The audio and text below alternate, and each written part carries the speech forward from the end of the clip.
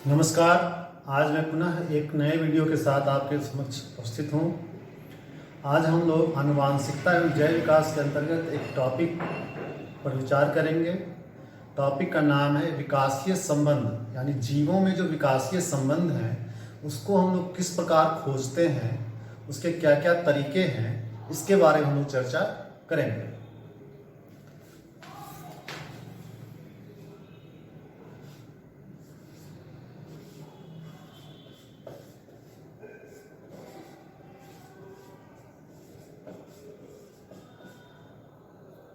जीवों में विकासीय संबंध।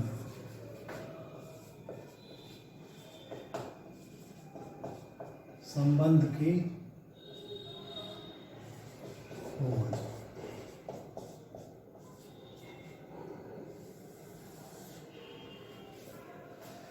हमेशा से हम मानवों में यह जानने की कोशिश रही है कि कैसे सभी जीव जो हैं एक ही पूर्वज से के संतान हैं और उनमें क्रमिक विकास हुआ और आज हम इतने डाइवर्स जीवों को देख पा रहे हैं। तो इसमें कैसे हम लोगों को पता चला कि हमारे जो पूर्वज थे वो एक ही थे, जितने भी जीव इस पृथ्वी पर पाए जाते हैं, और उनमें क्रमिक विकास हुआ और आज इतने विभिन्नताओं के साथ हम लोग इस पूरे पृथ्वी पर विचर रहे हैं। तो इसमें बहुत ही चीज़ों का सहारा लिया गया है। सर्वप्रथम हम तो ये समझना चाहेंगे कि जितने भी जंतु वर्ग में कशेरुक यानी वर्टिब्रेट प्राणी हैं उनमें बहुत ज़्यादा समानता हमको मिलती है। नो डाउट वो डिफरेंट आवास में रहते हैं, उनके खान पान का तरीका अलग है। इतनी विभिन्नताओं के बावजूद अगर आप पाएंगे तो उनके जो पाँव हैं, अग्र पाँव, नो डाउट आपको पता है पक्षी, सरीसृप, जलस्थलचर और मैमेलिया यानी स्तनपायी, उनमें जो पाँव हैं उनकी संख्या कितनी है? 4 है। और उनके अग्र पाद जो हैं उनमें रूपांतरण आपको दिखाई देगा, लेकिन उसके मूल डिजाइन में आप जाएंगे तो आप पाएंगे कि उसमें निश्चित रूप से ये सारी चीज़ें मिलेगी, जैसे ह्यूमरस वाला हड्डी, अल्ना, रेडियस और उसके नीचे 5 उंगलियां आपको जरूर मिलेंगी। तो ये जो समानता पाई जाती है कोई अनायास ही नहीं है, और ये समानता इसलिए है क्योंकि कहीं ना कहीं इन वर्गों के जो पूर्वज थे वो एक ही थे, और उन्हीं से क्रमिक विकास के बाद आज आप वर्टिब्रेट में इतने प्राणियों को देख पा रहे हैं। तो यह जो समानता है उसको हम लोग कैसे उसका अध्ययन करते हैं, तो हम लोग पाते हैं कि सपोज कीजिए कि यदि आप मानव के अग्र बाहु को देखते हैं, वेल फ्लीपर के हड्डियों को देखते हैं, इसी तरह से मेढक के हड्डियों को देखते हैं, घोड़े के आगे वाले पांव के हड्डियों की संरचना को देखते हैं, तो आप पाएंगे कि उनमें समानता है। नो डाउट उनके कार्य करने के तरीके अलग अलग हो चुके हैं। मनुष्य अपने बाहों का इस्तेमाल चीज़ों को उठाने, पकड़ने, खाने आदि में करता है। इसी तरह से घोड़े जो हैं उसको अपने पाद को क्या करते हैं? चलने के लिए इस्तेमाल करते हैं। मेढक में कोई और काम हो रहा है, व्हेल में उसके द्वारा, फ्लिपर के द्वारा तैरने के काम में आ रहा है। तो ये सारी चीज़ें हुई हैं, लेकिन उनके डिजाइन, मूल डिजाइन को यदि आप देखेंगे तो उनमें बहुत ही अधिक समानता पाई जा रही है। तो हम लोग एक टर्म को यहाँ डिफाइन करेंगे जिसको कहा जाता है समजात अंग। तो सबसे पहले हम लोग समजात अंग के बारे में समझें कि क्या है समजात अंग।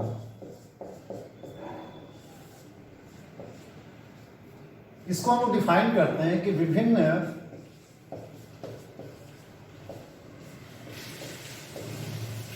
जीवों के वे अंग जिनकी संरचना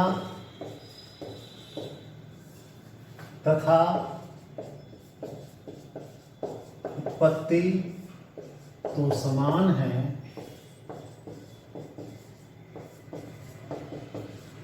परंतु उनके कार्य भिन्न भिन्न है। उदाहरण में आप ले सकते हैं मानव के अग्रबाहु, घोड़े का आगे का पांव, व्हेल का फ्लीपर, मेढक का अगला पैर का पैर, चमगादड़ का पांव का पंख इत्यादि। तो ये आप अभी जो हम चर्चा की उसके अनुसार ये समजात अंग है। सम मतलब समान, जात मतलब उत्पत्ति का तरीका किस प्रकार हुआ। तो इसमें आपको स्पष्ट है कि विभिन्न जीवों के वे अंग जिनकी संरचना तथा उत्पत्ति यानी मूल डिजाइन क्या है, एक जैसा है, तो समान है, लेकिन उनके कार्य क्या हो गए हैं, अलग अलग रूपांतरित हो गए हैं। जिनमें जैसे जरूरत है उस हिसाब से उनका कार्य क्या हो गया है, अलग अलग हो गया है। अब यहीं पर एक और बात होती है, क्या जितने भी अंग एक समान दिखते हैं क्या वे भी समजात अंग की श्रेणी में आएंगे? तो नहीं, ऐसा भी नहीं है। यदि हम लोग चर्चा करें पक्षी के पंख और चमगादड़ के पंख, तो आपको स्पष्ट अंतर दिखाई देगा कि चमगादड़ के पंख और पक्षी के पंख समजात नहीं है, क्योंकि उनकी संरचना जो है मूलतः डिफरेंट है, यानी उनका डिजाइन ही अलग अलग है। पक्षी के पंख को आप देखेंगे तो उनके पूरे अग्रबाहु जो है, उनकी जो त्वचा है उनमें फैला हुआ है, और उसके ऊपर जो पर आ गया है उसके चलते वो उनका क्या हो गया है, पंख विकसित हुआ है, रूपांतरित हो गया, यानी उनका अग्रबाहु ही पूरा रूपांतरित हो गया है। वहीं पर यदि आप चमगादड़ के पंख को देखेंगे तो चमगादड़ के पंख में आप देखेंगे कि उनकी जो अंगुलियां हैं, मूल डिजाइन देखिए, उनकी जो अंगुलियां हैं वे ही काफी बड़ी हो गई हैं, दीर्घित हो गई हैं, और उनके बीच में जो अंगुलियों के बीच में जो खाल है यानी मांसपेशियां हैं, त्वचा है, वही फैल गया है और जिसने पंख का रूप ले लिया है। तो ये अंतर आपको स्पष्ट है। तो यानी यदि हम चर्चा करें कि पक्षी का पंख और चमगादड़ का पंख समजात अंग है या कोई और दूसरा अंग है वो, तो हम कहेंगे वो समजात अंग नहीं है, क्योंकि उनकी संरचना क्या है, अलग है, लेकिन कार्य उनका एक है। कार्य उनका क्या है, दोनों उनको क्या करते हैं, दोनों अपने पंखों का इस्तेमाल उड़ने के लिए करते हैं। ठीक है, तो ऐसे अंगों को क्या कहेंगे, ऐसे अंगों को हम लोग कहते हैं समरूप अंग। समरूप अंग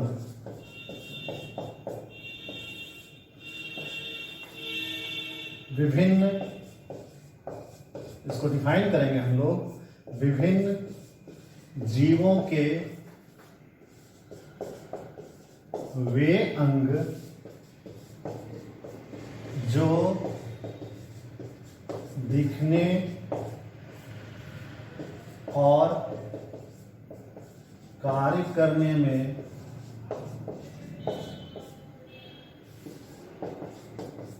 समान हैं, परंतु उनकी संरचना और उत्पत्ति भिन्न भिन्न हैं। उदाहरण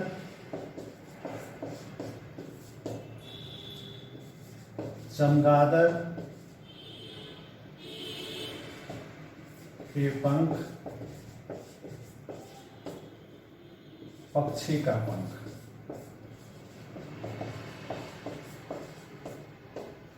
स्पष्ट है, अभी मैंने बताया कि चमगादड़ का पंख जो है, चमगादड़ के जो अंगुलियां हैं उनके बीच जो त्वचा है उसके फैलाव के कारण वो पंख निर्मित हुआ है। वहीं पर पक्षी के पंख में क्या है कि उनका जो पूरा अग्रबाहु जो है वहां जो त्वचा है और उसके ऊपर पर निकला है, उसके कारण वो पक्षी का पंख निर्मित हुआ है। तो मूलतः उनकी संरचना में क्या है, अंतर है। कार्य दोनों एक ही कर रहे हैं, स्पष्ट है कि कार्य एक होगा लेकिन उनका स्ट्रक्चर और ओरिजिन जो है क्या वो डिफरेंट है। तो उसको हम लोग सब रूप अंग कहते हैं, यानी रूप समान है। सब रूप क्या हो गए, समान हो गए। तो ये दोनों बातें हो गई। अब हम लोग आते हैं एक और टॉपिक, एक और संबंध की खोज में एक और पड़ाव पे आते हैं, जिसमें हम लोग जानते हैं कि अब हम लोग बात करेंगे जीवाश्म की। क्योंकि जीवाश्म के अध्ययन से जो आज हम जान पाए हैं कि पूर्व के जीव से आज तक जो हमारा विकास हुआ है वो कैसे हुआ है, तो सारे जीव तो अभी पृथ्वी पर उपलब्ध नहीं है। कुछ जीव ऐसे भी हैं जो पूर्व में थे और वो विलुप्त हो चुके हैं। तो उसके बारे में हमारी जानकारी कैसे मिलती है, तो हमारी जानकारी मिलती है कि उन जीवों के मृत अवशेष जो चट्टानों में या कुछ ऐसे जगहों पर रह गए हैं, उनके अध्ययन से हमको पता चलता है। और ऐसे जीवों को क्या कहते हैं, जीवाश्म कहते हैं। तो जीवाश्म क्या है, उसकी परिभाषा हम लोग समझें। जीवाश्म, जिसको हम लोग इंग्लिश में कहते हैं फॉसिल।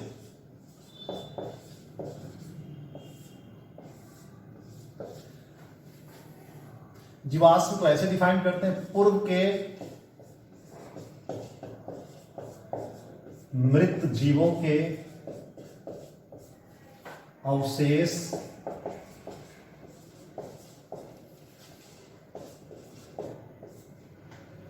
जो चट्टानों,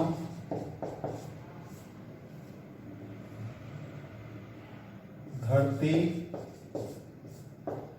के विभिन्न परतों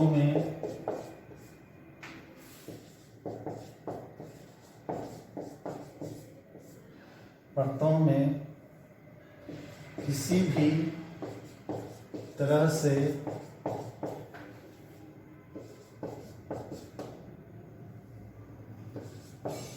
परिरक्षित हो गए हैं, जीवाश्म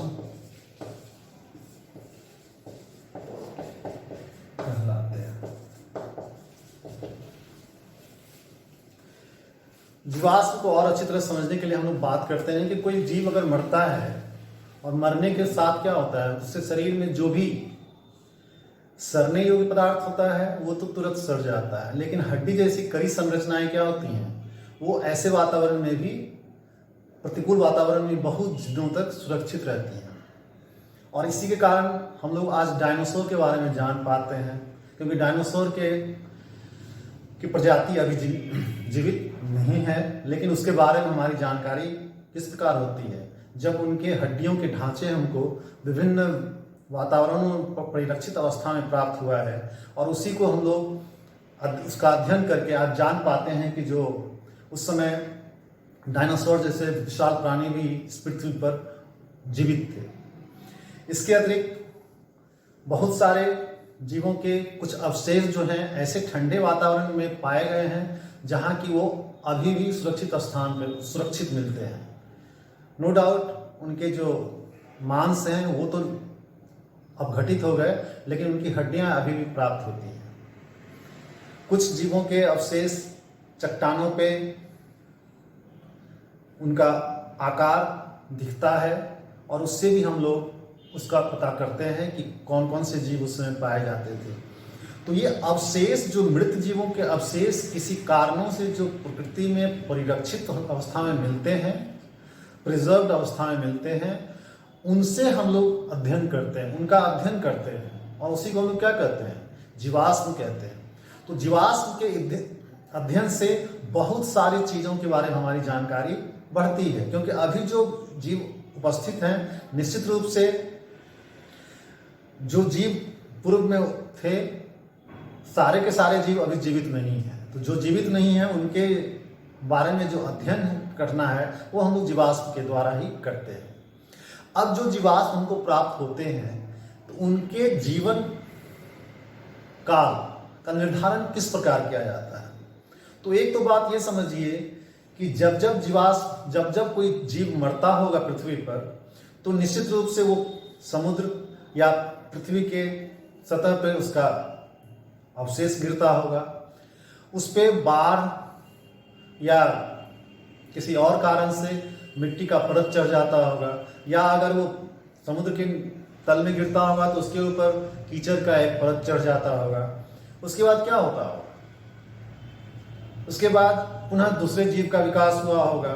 वो जीव जब मरा होगा तो पुनः वो मिट्टी में उसका अवशेष दबा होगा। इस तरह से एक लेयर में कुछ जीव के मृत अवशेष हो गए, दूसरे लेयर में दूसरे मृत जीवों के मृत अवशेष हो गए। इस तरह से विभिन्न लेयर्स बने। और जब हमारे जीवाश्म विज्ञानी अध्ययन करते हैं तो जब खुदाई होती है तो जो सर्वप्रथम ऊपर वाले लेवल में जीव मिलते हैं, निश्चित रूप से उनका जो जीवन काल होगा वो नवीन होगा, किसके मुकाबले जो नीचे के तल में जो जीवाश्म मिलेंगे। तो इस तरह से उनके जीव काल का निर्धारण किया जाता है कि पहले कौन सा आया, उसके बाद कौन सा जीव आया, उसके बाद कौन सा जीव आया, और उनमें क्रमिक जो अंतर दिखाई पड़ता है उसके आधार पे हम लोग अनुमान लगाते हैं कि जीवों का इस तरह से विकास हुआ होगा। इसके अलावा अभी और भी नए टेक्निक हैं। तो जीवाश्म का टेक्निक तो हो गया, उसके अलावा और नए टेक्निक क्या है, तो उसके नए टेक्निक है कार्बन डेटिंग टेक्निक। ये कार्बन डेटिंग किस प्रकार किया जाता है, तो आप ये समझिए कि कार्बन के दो समस्थानिक हैं, आइसोटोप हैं। एक है C12 और दूसरा है C14। किसी भी जीव में दोनों पाए जाते हैं, वातावरण में दोनों उपस्थित हैं, दोनों आपके शरीर में पाए जाते हैं। लेकिन जब जीव मृत प्राय हो जाते हैं तब जो C14 जो है वो रेडियो एक्टिव है, उसका वो जो डिसइंटीग्रेट करता है तो उसकी मात्रा दिनों दिन क्या होगी, मरने के बाद कम होती जाएगी। और इसी के आधार पे, उसके हाफ लाइफ के आधार पे इसका निर्धारण किया जाता है कि किसी जीव का जो है एज क्या था, मरने के समय उसकी मृत्यु आज से कितने सालों पूर्व हुई थी। इसी प्रकार एक और टेक्निक है समस्थानिक के अनुपात को, यानी दूसरे जो एलिमेंट हैं उनके भी जो हमारे शरीर में उपस्थिति है तो उनके समस्थानिक का क्या अनुपात है, जीवित होने के समय क्या होगा, उसके बाद क्या हुआ, उसमें जो अंतर आया उसके अनुसार वो उसका अनुमान लगाते हैं। तो दो चीज हो गई, एक पहला हो गया कि हम लोग अंगों में समानता के आधार पर समरूपता देखते हैं या समजात अंग देखते हैं, उससे भी अनुमान लगाने में हम लोगों को सहायता मिलती है कि जीव जो हैं वो कितने निकट के हैं और कितने दूर के हैं। विकासीय संबंध को खोजना आसान होता है। उसके बाद जीवाश्म विज्ञान हो गया, पैलियोंटोलॉजिस्ट जो अध्ययन करते हैं। उसके बाद है कार्बन डेटिंग, इनका इस्तेमाल करते हैं जीवों के काल के निर्धारण के लिए। और भ्रूण विज्ञान से भी हम लोग पता करते हैं कि जीव जो हैं वो किस प्रकार एक दूसरे से रिलेटेड हैं, कैसे उनका विकास एक समान पूर्वज से हुआ होगा। भ्रूण विज्ञान का अगर हम लोग अध्ययन करते हैं तो हम लोग पाते हैं कि जितने भी कशेरुक हैं, कशेरुक यानी वर्टिब्रेट हैं, उनमें उनके भ्रूण के विकास के समय उनकी संरचना में क्या होती है, बहुत अधिक समानता पाई जाती है। यानी अगर आप पक्षी, मानव यानी मैमेलिया, जल स्थलचर और सरीसृप के भ्रूणों का अध्ययन करेंगे तो उनमें किसी न किसी इस पे स्तर पे आप पाएंगे कि उनमें क्या होता है, समान ग्रसनी और क्लोम जैसी संरचनाएं पाई जाती हैं। और मछली और मेढक जो कि आपका ये है जल स्थलचर है, दोनों के जीवन काल में जैसे टैडपॉल पाया जाता है मेढक के, जो कि जिसका कि संरचना किस प्रकार का होता है, मछली के समान का होता है। तो आप पाएंगे कि ऑल आर इंटर रिलेटेड। तो बहुत सारे टेक्निक्स हैं जिसके सहारे हम लोग जो विकासीय संबंध अभी तक बने हैं, यानी एक ही कॉमन जो हमारा एंसेस्टर था, यानी उसी से सारे जो जीव बने हैं, उसमें हम लोग उसका अध्ययन करिए पाते हैं। और अभी भी अध्ययन जारी है और नई नई खोजें हो रही हैं। धन्यवाद। आज के वीडियो में इतना ही। वीडियो देखने के लिए बहुत ही बहुत धन्यवाद। नमस्कार।